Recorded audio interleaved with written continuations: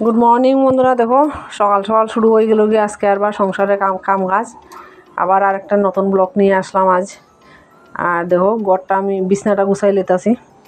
তো আশা করি সবাই ভালোই আছো, আমিও ভালো আছি।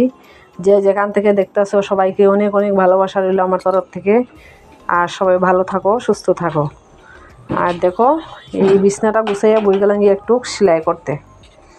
সংসারের কাজ যদি না করি তো খাইমু কি দিয়া, খাইতে তো হইব, খাওয়ার লাগি তো কাজকর্ম করতে লাগবো না বন্ধুরা। দেখো ব্যাগ সেলাই বই গেলাম, তো কিছু ব্যাগ ট্যাগ সেলাই করা শেষ করলাম।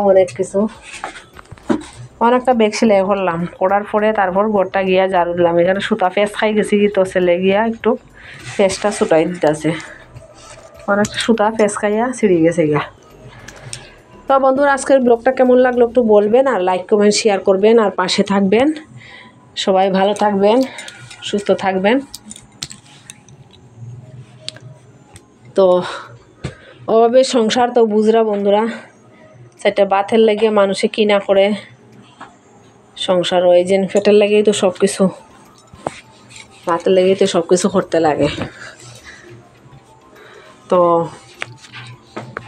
চলো আবার কথা হইতাছি।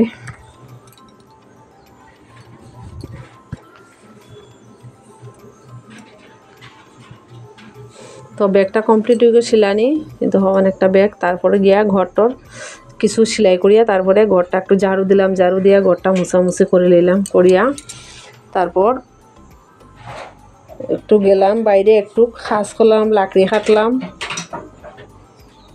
যে আমি তো লাকড়ির চুলাত রান্না করিতে কিছু বৃষ্টি লাকড়ি কাটিয়া চান টান করিয়া তারপরে গিয়া পূজা দিলাম। তো আজকের ব্লগটা বন্ধুরা এখানে শেষ করলাম। তো সবিতা সেন ফ্যামিলি ব্লগে সবাইকে অনেক অনেক ধন্যবাদ।